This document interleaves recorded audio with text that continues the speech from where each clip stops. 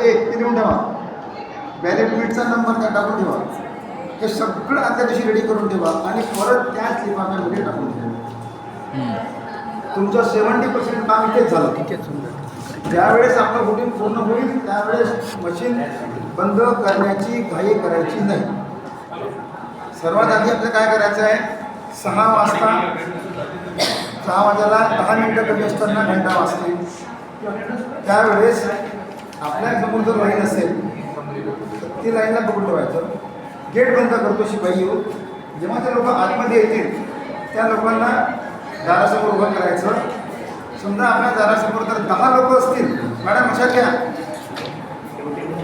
जर 10 लोक असतील तर 10 चिठ्ठ्या तयार करा. त्याच्यावर क्रमांक टाका 1 2 3 4 5 6 7 8 9 10 आणि ते उलट्या क्रमाने वाटत चला. 10 नंबरची चिठ्ठी 1 नंबर भरायला द्या. 9 10 सर्वात शेवटी 1 नंबर आला पाहिजे. ही चिठ्ठ्या संपल्या. ते सगळे लोक आतमध्ये आल्यानंतर त्यांचं वोटिंग पूर्ण झालं तरीही मशीन बंद करू नका. बरेचदा काय होतं की आलेला व्यक्ती, गेटच्या आतमध्ये आलेला व्यक्ती आपल्या केंद्रात असतो पण त्याला हे माहीत नसते की आपण या केंद्रावर आहे. तो त्या लाईनमध्ये लागतो खोलीमध्ये. आपला तिकडे तो लाईनमध्ये उभा राहतो. जेव्हा तो जातो तिथे वोटिंग करायला त्याचं नाव नसते. मग ते माझं नाव इथे नाही आहे. मग आपल्या इथे आतमध्ये आल्यानंतर त्याला मतदान करण्याचा अधिकार आहे, त्याला करू द्यायचा. जेव्हा संपेल सगळं कोणीच आणणार नाही त्यावेळेस इकडे गरज कोणी आहे का शिल्लक केंद्र नाही आहे त्यावेळेस आपण आपली मशीन क्लोज करायची. पण हे सगळे झाल्यानंतर कारण चुकून तरी आपण करून ठेवलं आपला कॅन्डिडेट तिथेचला आपण घोषित होतो. कारण आपण त्या आतमध्ये घेतला आहे आणि त्याला मतदान करता येत नाही आणि तो दुसऱ्या केंद्राला मतदान करू शकत नाही कारण तो या केंद्रातला मतदान 17C आणि 17A हे दोन खूप महत्त्वाचे डॉक्युमेंट आहेत. 17C म्हणजे तुमच्या मतदान केंद्रावरच्या झालेल्या मतांचा हिशोब लेखाजोखा. तुमच्या 17A मध्ये किती लोक झाले, मशीनवर किती आले, वोटर स्लिप किती आल्या, आता सगळं डिस्क्रिप्शन त्यात द्यावं लागते. 2 प्रतिमध्ये द्यावं लागतं. एक लिफाफ्यात टाकून एक कोरं.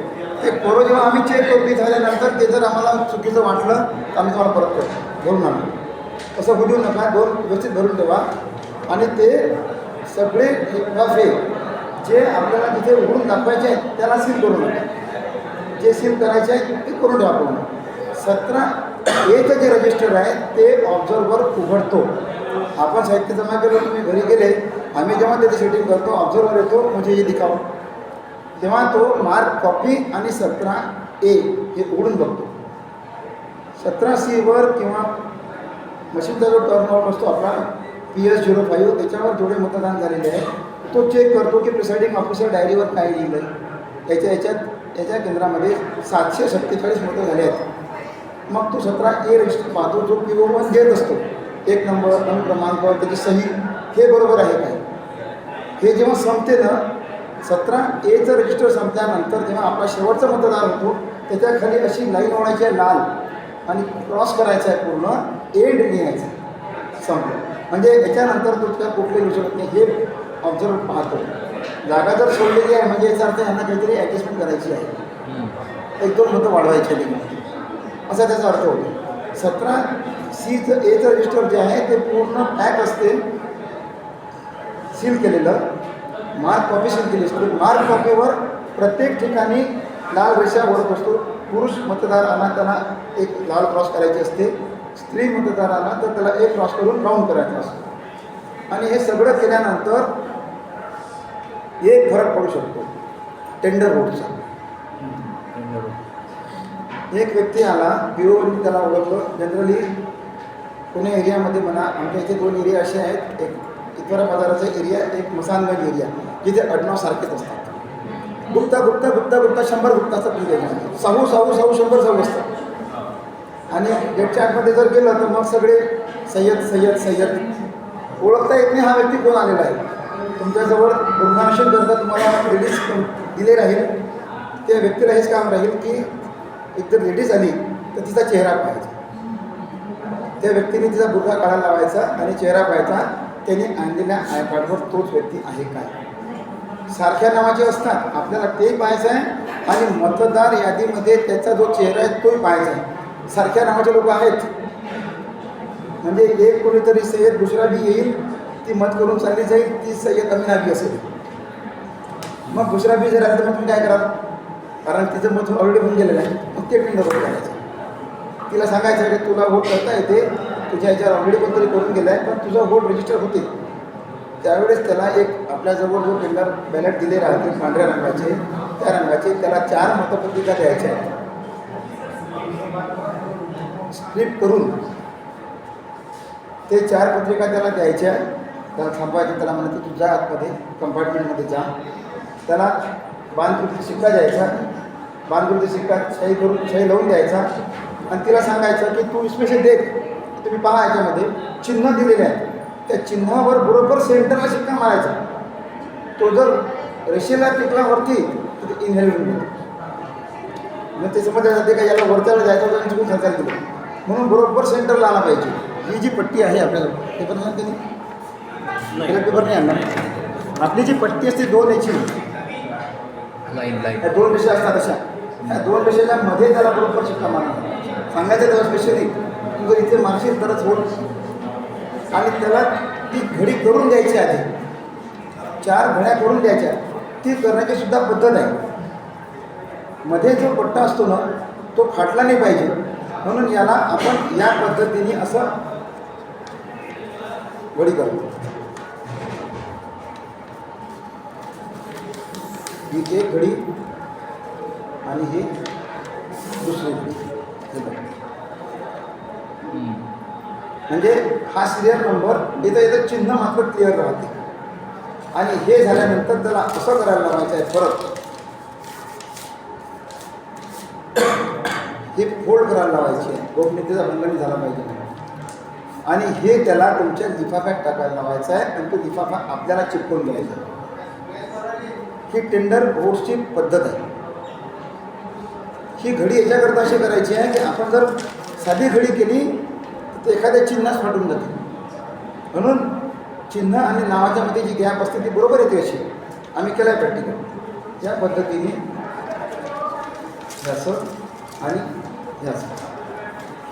आणि त्याच्या पाकिटावर सुद्धा लिहायचं आहे त्याचा क्रमांक, मतदार यादीतला क्रमांक, अनुक्रमांक असं करून शिक्का मारून असं पाकिट आपल्याजवळ ठेवायचं. पण असे वोट आपल्या सेंटरमध्ये मॅक्झिमम 3च राहू द्या. 4-5 जर आले ना तर मग ऑब्झर्वर तेच पाहतो का इथे टेंडर वोट का झाले. त्याचा पंचनामा सुरू होतो. तुम चेक करो, जाओ पहले पूरा चेक करो, उसने क्या गड़बड़ करा, कितने लोग आते, इन्होंने अच्छा काम नहीं किया पार्टी ने. परंतु अदर स्टेटचा असतो, IAS असतो सिनियर, तो म्हणतो की ये सेंटर पे गड़बड़ हो गई है, 8-9 टेंडर बैलेट हो गई, इसका मतलब यहाँ पे डुप्लीकेट चला, यहाँ पे लोगों ने बोगस मतदान किया, निकालो सब. मग तो त्याची 17A कॉपी पाहिजे, 17C पाहिजे, मार्क कॉपी पाहिजे, सगळं पाहिजे तो. आणि काउंटिंगच्या दिवशी तो नेमकं तेच विचारेल का इथे तुम्हाला मतदान आहे. म्हणून हे जे टेंडर वोट आहे ना हे शक्यतो कमी करा. व्हिजिटर शीट असते, व्हिजिटर शीट तुमच्या सेंटरवर जास्तीत जास्त झुंगलच येतो आकडे घेण्याकरता. त्याला 2-2 तासाचा आकडा द्यायचा, तो देऊन टाका. प्रिसाइडिंग ऑफिसर डायरी मात्र एका वेळेस भरून नका, शेवटी भरायचं. घोषणापत्र जे आहे मागपोल केलं त्याचं घोषणापत्र आहे. एजंट आपल्याजवळ येताना फॉर्म घेऊन येईल. आपल्याला उमेदवाराच्या स्पेसिमन्स सिग्नेचरचा सॅम्पल दिलं राहील. उमेदवाराचं नाही राहते, उमेदवाराने जो व्यक्ती नेमणूक केलेला आहे त्याची सही राहते. त्याने आणलेल्या फॉर्मवर त्याची सही आहे आपल्याला टॅली करायचं. आणि एका वेळेस एका उमेदवाराचा एकच प्रतिनिधी बसू द्यायचा, 2 नाही बसू द्यायचे. त्याला जर बाहेर जायचं असेल तर त्याने रिप्लेसमेंटला आणावं इथे आणि 10 मिनटात त्यांनी बाहेर होऊन यावं, ही कंडिशन आहे. त्याला आपल्याला ओळखपत्र द्यायचं आहे, लिहून उमेदवार प्रतिनिधी समोर या उमेदवाराचा आणि त्याला घालून बसवायचं आहे. जी आपली अरेंजमेंट राहील ती असा प्रिसाइडिंग राहील. एंट्री केल्यानंतर इथे 3 टेबल टाकायचे असे, इथे किंवा इथे दरवाजाच्या समोरच्या साईडला, इकडनं करायचं तिकडनं करायचं. 3 टेबल टाकायचे, त्याचं अंतर जास्त ठेवायचं. आणि PO1, PO2, PO3 आणि त्याच्या बाजूला मशीन त्या साईडला. कॅन्डिडेट जो मतदार येईल तो असा येईल, हा त्याचं नाव जेव्हा उच्चारेल तर कॅन्डिडेटचे जे उमेदवार प्रतिनिधी आहेत ते असे समजले आणि हा जेव्हा मोठ्याने नाव विचारेल तेव्हा वर वेगवेगळा हात आहे, मग तो पुढे पुढे चालत जाईल, वोटिंग करेल पूर्ण, म्हणजे प्रिसाइडिंगला तो दिसला पाहिजे हा काय करून राहिला. हा काही इचक पडत नाही करून आतमध्ये, इचक लोक भरपूर आहेत. एखादा माचीसचा तुकडा आणतील ते प्रेसर येण्याकरता आणि ते जेव्हा हे असं बटन दाबतील त्याच्यामध्ये टाकून ठेवतील असं, आणि हे बटन जर त्याच्या दाबलंच राहील. मग जेव्हा तुम्ही हे द्या बॅलट का तो दाखवेल प्रेस एरर, म्हणजे कोणतं तरी बटन दाबलेलं आहे. याच्यामध्ये सुद्धा एरर येतात. हे जर एरर आली म्हणजे समजून जायचं की कुठेतरी एखादा खडा किंवा एखादा लाखेचा तुकडा त्याच्यामध्ये फसलेला आहे किंवा येणाऱ्या मतदारांनी इच्छापणा केलेला आहे, त्यामध्ये माचीची गाडी टाकून ठेवलेली आहे. मग एजंटला म्हणायचं काहीतरी झालेलं आहे, चला आपण करू. एजंटसोबत घ्यायचा, बटना चेक करून घ्यायच्या, काहीतरी दिसते काढून घ्यायचं खाली. हे मशीन बंद आहे, जोपर्यंत हे बंद येते पण ते काम नाही करत. त्यामुळे ह्या बटनात तुम्ही किती दाबल्या तरी काही फरक पडणार नाही. हे सगळं होऊन जाईल. त्यानंतर येईल तुमची लिंक एरर. तुम्ही जर बटन दिलं आणि त्यांनी जर म्हटलं लिंक एरर, म्हणजे याचा अर्थ की हे जे बॅलेट आहेत हे एकमेकाला व्यवस्थित कुठेतरी जोडण्यात गेले, कोणतं तरी कनेक्शन लूज आहे. मग ते लूज कनेक्शन काढण्याकरता आपल्याला परत एकदा ते कनेक्शन काढून परत लावावं लागते, तर मग ती लिंक एरर मिळते. आणि जर फक्त एरर आला तर मशीन मग फोन करायचा की सर एरर दाखवते, तुम्ही येऊन जा, झोन देईल त्याची सॅम्पल घेऊन तो चेक करेल. आता काय झालं, शेवटचा मतदार आला आणि त्याने म्हटलं की मला मतदान करायचं नाही.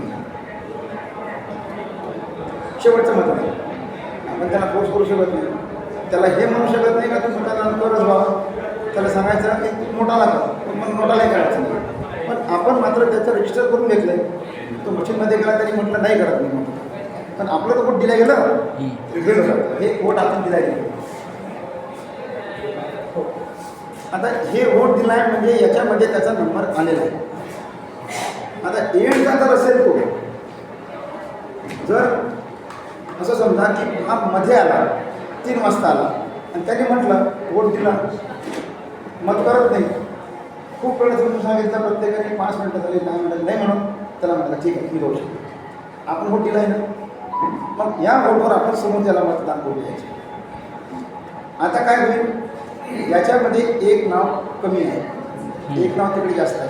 हा फरक आपल्या 17C वर दाखवायचा असतो. आणि मतदान करून न दिलेले मतदार आणि मतदान करू इच्छित नसलेले मतदार असा तिथे आकडा असतो, ब्लू असतो.